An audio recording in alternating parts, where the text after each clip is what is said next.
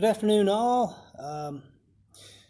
Today's going to be another wonderful video. I've got my Represent shirt on. It's my Gambler 500 folks from Kansas. May and Gene, or May and Glenn. Sorry, buddy. They had a little trouble. The offer still stands on that 3/4 ton truck, my friend. Any day of the week, just bring it on by. I'll give you $500 cash. No questions asked. But yeah, they had some struggles going down to Texas to pick up another truck. Broke down. So much fun. So much fun. But I got to watch some videos this week. I see that Sean and Sarah Watkins are doing a lot of work during this quarantine stuff. And the music they make is really wonderful. It always is appealing. They were together with Chris Tile several years ago. Well, I say several, but back in the late 90s, early 2000s, somewhere in there, they had a band called Nickel Creek. Well, Sarah and Sean are still doing the thing, just lacking the, the mandolin. Sean plays the guitar. He's very, very well, very talented individual. I'd really like him to play the 12 string. It would add more depth to the music. But when you switch from a 16 string to 12 string and you're doing the sort of playing that he does, the articulation changes quite a bit, especially with your right hand. And I don't know if it would work or not, but boy, would it add some major depth to the music. And usually when I had a 12 string years and years ago, I always took my higher strings, the E and the G, and I would detune one of them, like maybe a quarter a step, because you could actually hear it. Because if both of those strings, well, all four of those strings, you got, two that are they a 0.12 or 0.12? The other ones are a 1.6. If you tune them right on the money, sometimes you can't tell that there's separate strings they're playing. And if you detune one just the tiniest bit, you can hear it. Now, of course, on your bronze strings, you've got silver or steel strings to go along with your bronze, and you can tell the difference because one's going to be obviously, in a different octave and have a different tone to it, and you can hear it even though it's still in tune. You can tell it adds an entire new level to the music that you're playing. But I really enjoyed listening to them. Joe Walsh did a radio show on Saturdays. He's doing a radio show in a local station in LA now. Always enjoy listening to him, but he just introduces the music and throws it out there, which is great, but you like to hear some of the stories he tells. They're just crazy. But I still enjoy it. But I wanted to bring on something different because I tried the Dalgano coffee last week, and it tore my stomach up. I think my esophagus is still burned. It's got something to do with the coffee being freeze dried, and that's why it gets fluffy. They freeze dry the coffee after they make it, so it's a liquid, and then they, I guess, freeze it and put it under a vacuum and draw all the moisture out. And those little crystals have millions and millions of holes, air pockets in them. That's why you can fluff that up. But it tore me up. I had indigestion terribly. Not only that, but I had to drive to Falls City, Nebraska, get a part, and then drive up north of that another half hour to fix the problem, and then come home. And I was a wreck. It's still, I think I've got some pain in my esophagus. So we're not going to do that again. We'll steer clear of that.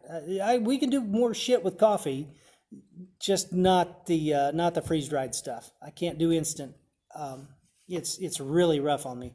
but I'm going to make a few drinks here, just, because it's time. It's well after working hour. Make a little drink. Oh, my glass just came apart. Yep, she's history.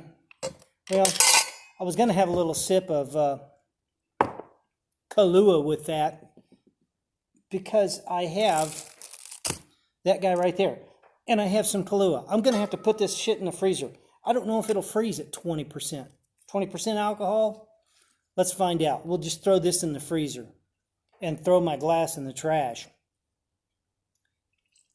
Just a little sip and an oatmeal cream pie just for little Debbie.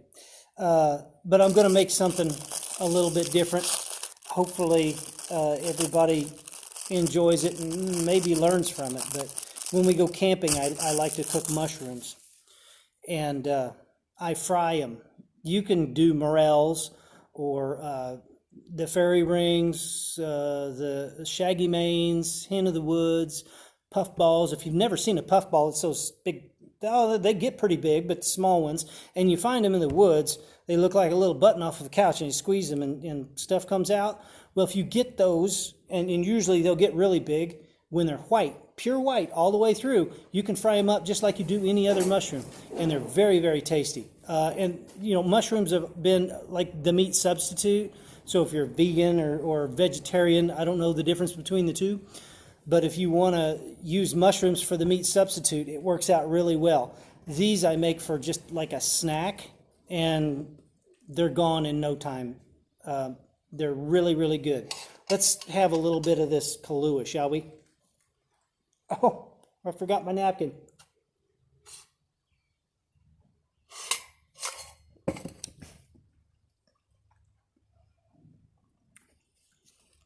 That's really good. I also found out that Kahlua is, of course, the coffee liqueur. It's got the coffee flavor in it. And then they add rum. I did not know that. Of course, rum is an alcohol made from fruit. Don't know what fruit, just any kind of fruit. You can make it from bananas or peaches or anything like that. That's rum. I still haven't figured out vodka. I don't drink vodka. I don't like it. But I thought, for a long time that it was made out of potatoes. But it's not. It's something having to do with the distilling process.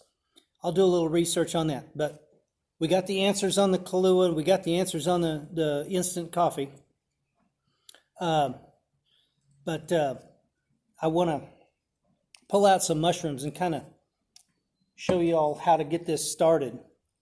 And I'll make myself a little shop drink here in the meantime.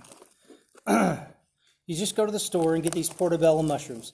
Everybody says, oh, well, I only like morels. Those aren't morels.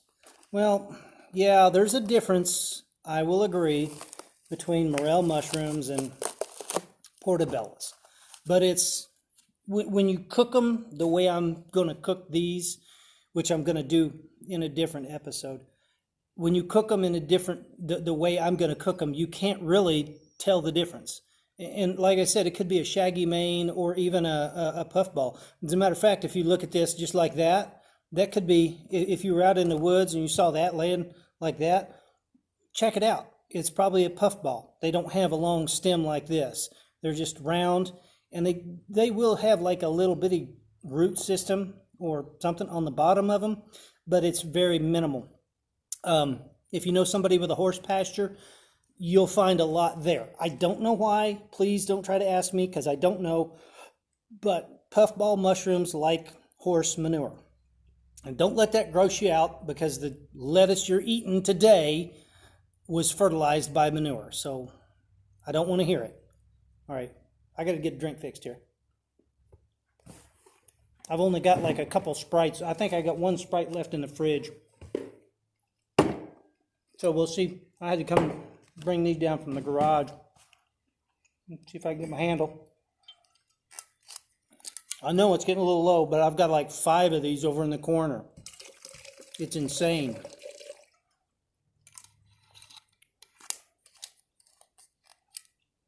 I'm not sure what to ask for. when people want to bring me payment or whatever, reimbursement, I guess you could say. But I definitely am not going to need whiskey for a while. I'll bet I've got a year's worth here. But when I do go camping with Eric, there's a lot of whiskey that gets drank. Oh, shit. Eric doesn't really drink a lot of whiskey. He likes that Mike's Hard Lemonade stuff, which is good. Don't get me wrong. I love that shit. But it's got so much sugar in it that it'll throw my blood pressure off, and I got to stay away from it. All right, let's get this one dumped in.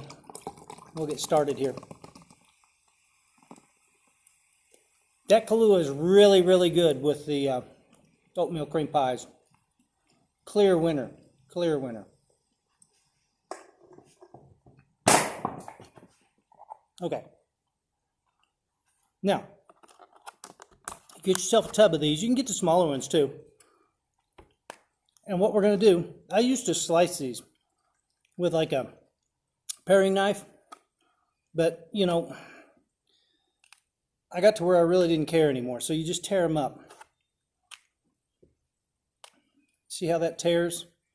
And just try to put them in thirds or quarters. And once you get those done, I'm just going to put these in a bag, but put them in a bowl off to the side because they're going to get put into an egg wash so that the batter will stick to them. The batter is the most important part. I will tell you that.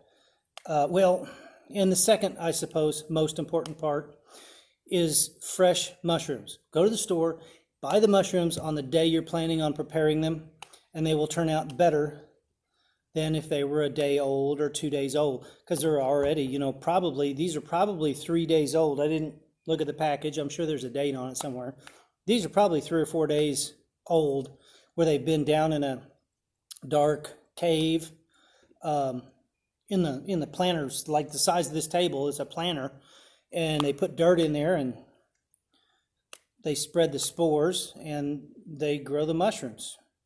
I want to say they used to grow them down over in Weston, Missouri. I mean, anywhere with underground storage is capable of growing mushrooms, because they kind of have to have an environment that the light is controlled.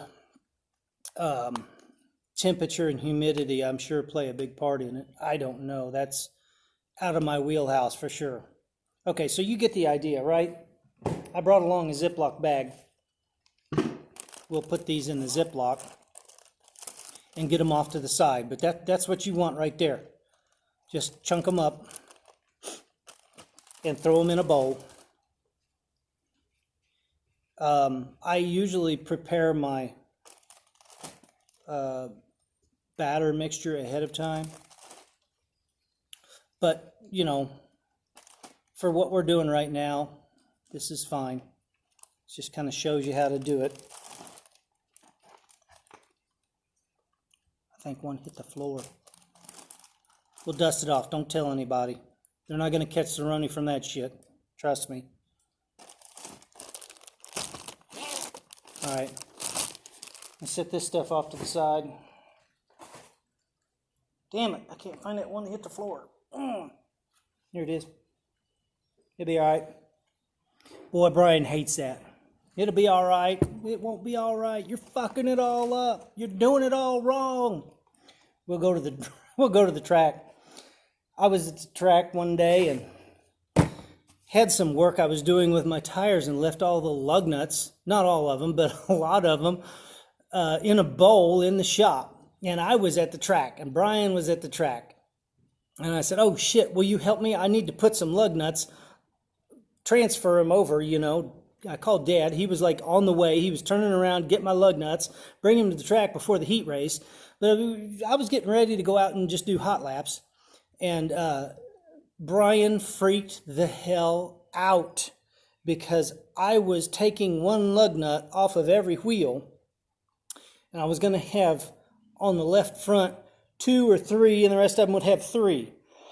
The left front can be sacrificed because when you're going around a dirt track, the passenger side of your car is usually in the air and the rear end swivels under and the left front tire picks up off of the ground, depending on how far down to the floor you have your foot. And he was flipping some shit because I was just going out to do hot laps. You do like 5 laps and warm the car up, maybe 10 laps, I don't know. But do a few laps, warm the car up, and work out all the kinks. Well, I was going to go out and get the car warmed up. Not a big deal. Oh, it was to Brian. It sure in the hell was. So yeah, don't tell Brian it'll be all right, because it won't. Anyway, so you got to have one of these. Where's my other? There it is. This right here is a shaker. You see how it's perforated there? And you put your batter down bottom like that. Put the perforated side in. Throw your goodies in there. Put the top on. Flip it upside down. Shake it. That batters everything, right? That gets everything battered up. Flip it back over. Set it down. Pick the top up. Flip the top upside down. Put that back there, and then conveniently you have everything battered in a bowl ready to go into the fryer. This is called a Pro Batter Pro. Cajun Injector is who makes it, but you can get it at your local farm store. If not, look it up on eBay. It's a Batter Pro. Pretty nice item. You really got to have these if you're going to do large volumes. Otherwise, don't use a bag. The bags are difficult. Shake it up in a large bowl with a lid on it, and then take them out with like a spoon, perforated spoon. They work well. But this is the batter right here. Okay, so I didn't bring the stuff along with me, but I'm just going to explain it because a kindergartner could do this.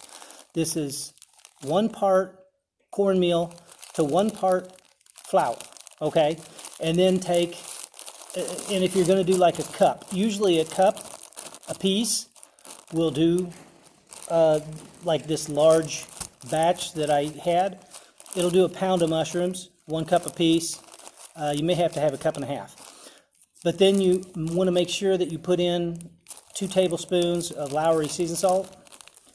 The longer this stuff sets in the fridge, the more that seasoned salt somehow infuses its way into the flour and the cornmeal. You may have to salt afterwards, depending on how much salt you have in here. But the salt you have in here, it does make a difference in the batter. It makes a difference in the flavor. So don't leave it out. But you may also have to add some salt to taste after they're done frying. But that's the batter recipe. Then just egg whites, milk, egg wash, right? Just throw them in the bowl and then dip them out and throw them in their batter, shake them up, and put them in the fryer. It's important that you have that fryer just as hot as it can possibly get. I had a hummingbird in here. Sorry, I was distracted. He's got to be around here somewhere. I hope like hell that he flew out and made it, because, I don't think they can survive very long without eating. Sherry makes sure to feed them generously. She always puts ice in the water, believe it or not. So when she does them and they're fresh, the water's iced down so it's cold. I'm sure they love it. I'm sure they love her. I'm the one that always has to save them, though, when they get in the garage. I'll be running around there with the net. I see him. Oh, man, don't tell me I'm going to have to go over there and get him. He's on the floor now, hopping around. Yeah, I'll snatch him up, and if they're exhausted, I'll take them up to the feeder. I'll put their little head by the feeder, then they'll get a couple drinks and get cooled off a little bit, and then I'll let them go and they'll take off. I actually have a shirt that Sherry got me that says Dr. Jeff Mountain Vet. I guess there's this show about that on the Discovery Channel or whatever. We were on board ship on a cruise somewhere around Cuba, middle of the night. Sherry and her sister were downstairs drinking and dancing and having a good time. Dave had passed out, and I was on the back deck just kind of thinking about life, you know, getting in that mindset and watching the water. Middle of the night, it was midnight. This bird, look it up, it's called a tropic bird. They are big and they kind of look like a stork. This son of a bitch flew right into the side of the ship. Bam! And he's down there loafing around. So I'm like, shit, I got to save this fucking bird. So I get on the elevator. I go down, get out on the deck, and I'm walking down there. And there was a couple guys that walked around the corner, and they were like, what the hell do we do? I said, don't worry about it. I'll take care of him. And I got him calmed down and got him picked up. I had like a broom, right? Just regular sweet broom. And got him on that broom and then kind of tucked him under my arm. And this is a big fucking bird, right? I mean, this is like carrying a turkey around or a goose, just related to a goose. And I'm walking back to the stern, the bow of the ship, because the stern was closed off. So I almost got to the bow because let me back up. I let him go and he jumped up and flew right into the ship again. Well, those kind of birds usually use the stars to navigate. He had a direction he wanted to go that way, and you're not going to stop him. So the bow was locked off too. And the only way to get to the other side of the freaking ship was either through this locked door, which I could have chucked him over and climbed the fence, I guess. But you know how it is. Anyway, I got a security guard, and the security guard walks out there, and this bird flips shit. Was about ready to go off on the security guard. He was like freaking out, scared to death. I'm like, calm down, dude, calm down. Well, he calls animal control and whatever. An animal control guy shows up, and the bird just about attacks the security guard again. Now, I'm over here keeping this bird all calm, but they were like, okay, we will take care of it from here. I'm like, well, okay, no problem. He's got to get to that side of the ship, so good luck. And I went back upstairs, but I'm telling you, that's why my life story is going to be in the fiction section. I promise you. Well, that's kind of a start on the mushrooms. Next time along, we'll batter them up and see if we can't fry them. You guys have a wonderful time. Hope this is a little bit of reciprocation of some of the stuff that's been put out there on YouTube by the artists and the, musicians. We definitely need them. I don't know what we'd do without music, and we have to have the artists out there to do that for us. So kudos to all of you.